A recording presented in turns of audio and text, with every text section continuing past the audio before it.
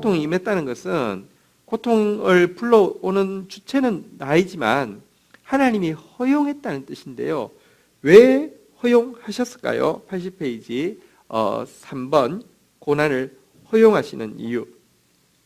성경에 보면 하나님은 신자를 모든 고통에서 건져내실 수 있는 분이라고 고백하고 있습니다. 시편 34편 17절에 보면 의인이 부르짖음에 여호와께서 들으시고 그들의 모든 환난에서 건지셨도다. 또 우리는 경험적으로 이런 일들을 종종 경험하기도 합니다. 그래서 진짜 하나님이 우리가 고통 가운데 있을 때 건져주신다고 간증합니다. 그렇지만 그보다 더 많은 경우 하나님께서는 우리에게 고난을 허용하십니다. 진실하게 의롭게 살면 고난이 전혀 없을 것 같죠? 아닙니다. 그런 분들 붙잡고 물어보십시오. 있습니다. 아니, 사실은 참된 믿음을 가지면 가질수록 더 고난이 많다고 이야기합니다. 왜 자기 아들까지 아끼지 않고 희생시킬 만큼 우리를 사랑하신 주님이 우리를 그냥 고난에서 다 면제시키면 안 될까요? 왜 허용하실까요? 그 이유가 몇 가지 있는데요. 고난을 허용하시는 이유 6가지를 좀 살펴보겠습니다. 첫 번째는요. 하나님이 우리에게 고난을 허용하시는 첫 번째 이유는 우리가 하나님께 속한 존재라는 표시이기 때문에 고난을 허용합니다. 신자는 사단을 등지고 세상을 등지고 예수 뜻을 따라가기로 결정한 사람들입니다.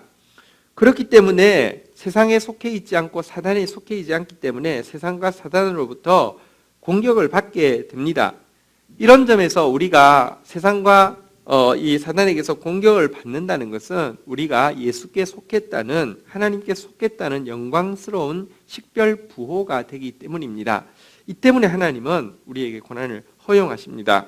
요한복음 15장 18절 19절 보겠습니다. 세상이 너희를 미워하면 너희보다 먼저 나를 미워한 줄 알라. 너희가 세상에 속하였으면 세상이 자기 것을 사랑할 것이나 너희는 세상에 속한 자가 아니요 도리어 내가 너희를 세상에서 택하였기 때문에 세상이 너희를 미워하느니라 라고 우리가 미움받는 이유에 대해서 하나님께 속했다는 증거라고 분명히 이야기하고 있습니다. 두 번째, 하나님께서 고난을 허용하시는 이유는요, 자녀에 대한 사랑의 표현이기 때문입니다. 징계가 있고 징벌이 있는데요. 징벌은 잘못한 것에 대해서 처벌하는 것입니다. 그것은 국가에서도 이렇게 시행하고요 하는데요. 징계는 잘못한 것에 대해서 처벌하는 것이 아니라 잘못한 것에 대해서 사랑의 회초리를 드는 것을 징계라고 합니다. 이것은 미워서 하는 것이 아니라 사랑하기 때문에 죽이려고 하는 것이 아니라 진짜 살리기 위해서 하는 사랑의 표현이라고 성경은 가르치고 있습니다. 히브리서 12장 6절에서 7절 보시면요. 주께서 그 사랑하시는 자를 징계하시고 그가 받으시는 아들마다 채찍질 하심이라 하였으니 너희가 참음은 징계를 받기 위함이라. 하나님이 아들과 같이 너희를 대우하시나니 어찌 아버지가 징계하지 않는 아들이 있으리요 라고 이야기하면서 징계받고 있다는 것은 사랑받고 있는 증거라 이렇게 이야기하고 있습니다. 사실 그런데 세상 부모가 하는 징계는요 항상 이렇게 성공적이거나 항상 부작용이 없는 것은 아닙니다. 어떤 경우 사랑으로 징계했지만 그 징계가 사실은 실패해가지고요 부작용을 내는 경우도 적지 않아 많습니다. 또 진짜 사랑으로 시작했다가 분노로 끝나는 경우도 있고 어떤 때는 사랑이 아니라 분노로 하는 징계도 있죠. 하지만 하늘 아버지의 징계는요 절대로 그렇지 않습니다. 반드시 부작용이 없고요 반드시 성공하고요 반드시 좋은 열매를 맺게 하는 축복 중에 축복입니다. 한번 보시겠습니다. 히브리서 12장 10절 11절 그들은 그러니까 세상 부모를 이야기합니다. 부모는 잠시 자기 뜻대로 우리를 징계하였거니와 오직 하나님은 우리의 유익을 위하여 그의 거룩하심에 참여하게 하시느니라. 무릇 징계가 당시에는 즐거워 보이지 않고 슬퍼 보이나 후에 그로 말미암아 연단받은 자들은 의와 평강의 열매를 맺느니라 라고 이야기하면서 우리의 유익을 위해서 징계하시고 반드시 열매를 맺게 된다. 진짜 하나님 말씀대로 사는 의의 열매, 그리고 마음에 누구도 빼앗아갈 수 없는 평강의 열매를 맺게 된다, 이렇게 이야기하고 있습니다. 징계를 허용하시는 세 번째 이유는요, 성도들을 위한 연단의 도구로서 징계를 허용하신다는 것이 성경의 가르침입니다. 고난이야말로 우리를 연단하는 최고의 도구입니다. 고난의 연단이 많을수록, 그리고 고난의 연단이 강할수록 우리는 더 온전해지고 굳건해지고 강해지고 견고해진다, 이렇게 이야기하고 있습니다. 베드로전서 5장 10절, 모든 은혜의 하나님 곧 그리스도 안에서 너희를 부르사 자기의 영원한 영광에 들어가게 하신 이가 잠깐 고난을 당한 너희를 친히 온전하게 하시며 굳건하게 하시며 강하게 하시며 서를 견고하게 하시리라. 여러분들, 우리를 이렇게 아주 재련하고 연단하는데 고난만한 것이 없기 때문에 고난을 허용하신다, 이렇게 이야기하고 있습니다. 고난의 연단을 받으면요, 죄의 불순물은 급격히 빠져나가게 됩니다. 베드로전서 4장 1절, 그리스도께서 이미 육체의 고난을 받으셨으니 너희도 같은 마음으로 갑옷을 삼으라. 이는 육체의 고난을 받은 자가 죄를 거쳤음이니 라고 이야기하면서, 고난은, 이 연단은 죄를 거치는데 특효약이다, 이렇게 이야기하고 있습니다. 고난을 통과하고 나면요, 연단을 받고 나면요, 존재 가치가 급증하게 됩니다.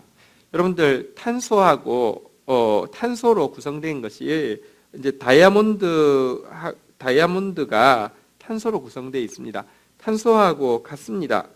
그런데 압력을 강하게 하면 다이아몬드가 되고요, 강하게 하지 않으면 탄소 그대로 남아 있게 됩니다. 금도 마찬가지입니다. 한 번 재련하면 아주 저급한 금이 되어지지만 7번 재련하면 정금이 되어집니다. 사울과 다윗의 차이의 가장 핵심적인 차이는 연단이 얼마나 길었느냐 하는 것입니다. 여러분, 강철 5달러치를 사가지고 막대기를 만들면 10달러가 되고요, 바늘을 만들면 350달러가 되고요, 칼날을 만들면 3,200달러가 되고요, 이 강철 5달러치를 산 것 가지고 시계 스프링을 만들게 되면 25만 달러의 가치가 된다고 합니다. 그 정도로 고난은 우리를 한 단계 더 수준 높은 단계로 끌어올리기 위한 하나님의 연단의 도구인 것입니다. 네 번째로, 고난을 허용하시는 하나님의 이유는 무엇이냐고 하면, 그것이 진리에 더 가까이 하게 하는 접착제 역할을 하기 때문에 그렇습니다. 우리 성경구절 한번 볼까요? 시편 119편 67절, 고난당하기 전에는 내가 그릇 행하였더니 이제는 주의 말씀을 지키나이다. 119편 71절, 고난당한 것이 내게 유익이라 이로 말미암아 내가 주의 율례를 배우게 되었나이다. 여러분, 우리가 고난을 당해서 눈물을 흘리게 되면요, 이 눈물은 우리의 영안을 깨끗하게 닦아내어서 그동안 보지 못하던 하나님의 말씀을 볼 수 있게 하는 세정제 역할을 합니다.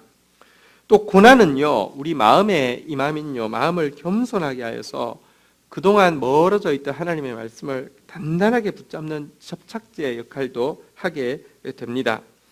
특별히 고난의 때를 지나게 되면 진리의 본체이신 예수님을 진짜 친구로, 진짜 형제로 다시 발견할 수 있습니다.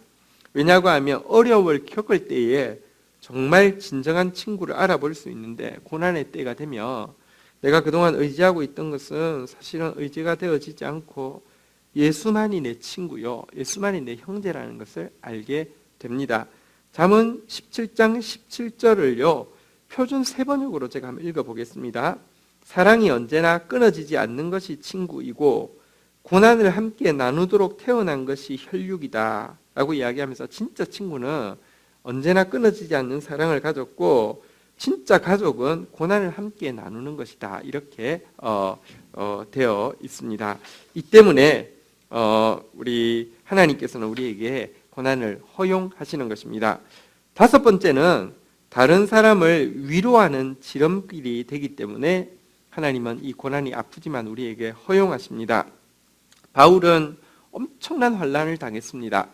그러나 그 환난을 당함으로 말미암아 환난 중에 있는 성도들을 능히 위로할 수 있는 사람이 되었다고 이야기하고 있고요. 이 일을 위해서 그에게 환난을 주셨다고 고백하고 있습니다. 고린도후서 1장 4절에 보면요, 우리의 모든 환난 중에서 우리를 위로하사 우리로 하여금 하나님께 받는 위로로서 모든 환난 중에 있는 자들을 능히 위로하게 하시는 이시로다라고 이야기하면서 하나님이 자기에게 환난을 주신 이유에 대해서 환난 받는 자를 능히 위로하게 하기 위함이다, 이렇게 고백하고 있습니다. 미우라 아야코라는 그 소설가의 수필가 소설가의 설령이라는 소설에 보면 장애인의 여동생을 둔 오빠가 이런 말을 하고 있는 장면이 나옵니다. 나는 지금까지 내 동생이 다리를 저는 한낱 불쌍한 아이라고 생각해 왔어. 하지만 어느샌가 병으로 고생하는 사람들을 보면 진정으로 불쌍하다, 어떻게 하면 저 고통을 덜어줄 수 있을까 하고 생각하며 동정심을 갖게 되는 나 자신을 알게 되었어. 만일 이 세상에 병자나 신체 부자유자가 없다면 인간은 동정이나 친절 같은 마음을 갖지 못한 채 죽어버리지는 않았을까, 이렇게 독백하는 장면이 나옵니다. 한번 생각해 보십시오. 타락한 인간이 사는데 이 세상에 고통도 없고 시련도 없다고 생각해 보십시오. 여러분들, 그렇다고 하면 이 세상에서 가난한 자를 위한 긍휼의 마음, 고난당할 자를 위한 자비가 존재하겠습니까? 이 세상에서 인내가 존재할까요? 너그러움이 존재할까요? 친절이 존재할까요? 용기는 존재할까요? 지혜는 존재할까요? 순종은 존재할까요? 아무것도 존재하지 않을 것입니다. 인간에게서 발견되어지는 인류 역사에서 발견되어지는 가장 고귀한 용기, 인내, 자기희생, 동정심은 평안할 때 드러난 것이 아니라 고통의 때에 드러난 것입니다. 이것을 아시기 때문에 하나님은 고통의 문제를요, 한꺼번에 다 몰아내지 않고 적절한 때에 허용을 하시는 것입니다. 마지막으로 하나님께서 고난을 허용하시는 중요한 이유가 있습니다. 그것은 심판에서 벗어나게 하는 심판이 고난이기 때문입니다. 하나님은 심판할 때 공의롭게 심판하실 것입니다. 공의로운 재판장이십니다. 하나님은 신자라고 하더라도 그의 공의를 굽혀서 재판하지는 않습니다.